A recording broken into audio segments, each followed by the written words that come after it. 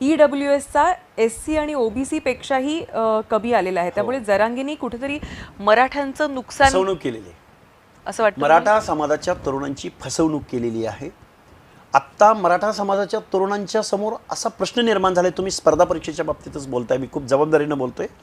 त्यांना EWS घ्यायचं का SC घ्यायचं का OBC घ्यायचं? बरोबर. आता मराठा समाजाची अशी परिस्थिती आहे, काही लोक आता तिन्ही सर्टिफिकेट आहेत एका एका माणसाकडे. कोण ऍप्लिकेबल नाही होऊ शकत एका वेळी. मग आधार कार्ड आणि पॅन कार्ड तुमच्या कास्ट सर्टिफिकेटला पहिले जॉईन करा, की एक माणूस दुबार तिबार कास्ट सर्टिफिकेट काढू शकणार नाही. काय उत्तर आहे महाराष्ट्र शासनाने द्यावं आम्हाला? भयंकर आहे हे. पण ते कसं होतं बघा, ज्यावेळी कोर्टामध्ये कोणी जातं आणि त्याच्यावर स्टे येतो, त्यानंतर जर तुम्ही रजिस्टर असाल किंवा तुमचं जर पॅन कार्ड जर लिंक झालेलं असेल, तर त्या पत्रकाचा काही उपयोगच नाही, कारण त्याच्यावर स्टे आलेला आहे. त्यानंतर काहीतरी वेगळं इंट्रोड्यूस केलं जातं आणि पुन्हा ही लोक त्याचा वेध घ्यायला जातात. मुळात मुळात मुळात रिझर्वेशन पॉलिसीचं एक तत्व सांगतो तुम्हाला, की रिझर्वेशन पॉलिसी ही पर्याप्त प्रतिनिधित्व, ॲडिक्वेट रिप्रेझेंटेशन असं म्हटलं जातं त्याला.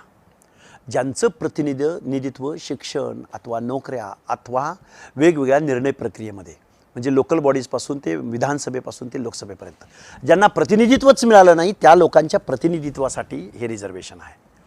स्वातंत्र्य मिळण्याच्या अगोदर म्हणजे पुणे पॅक्ट झाल्यानंतर फक्त हे राजकीय रिझर्वेशन होतं. शिक्षण आणि नोकऱ्यामधलं रिझर्वेशन हे भारताला स्वातंत्र्य मिळाल्यानंतर आलेलं आहे.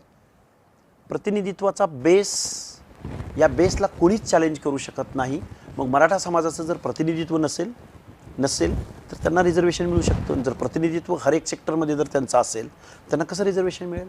हा तो 750 पानांचा जजमेंट आहे ते मराठा आरक्षणाच्या संदर्भातलं. त्याच्यावर कोणीही बोलायला तयार नाही. आता पुढे जाऊन परत काय होणार ते त्याचं उत्तर ठरलेलं आहे.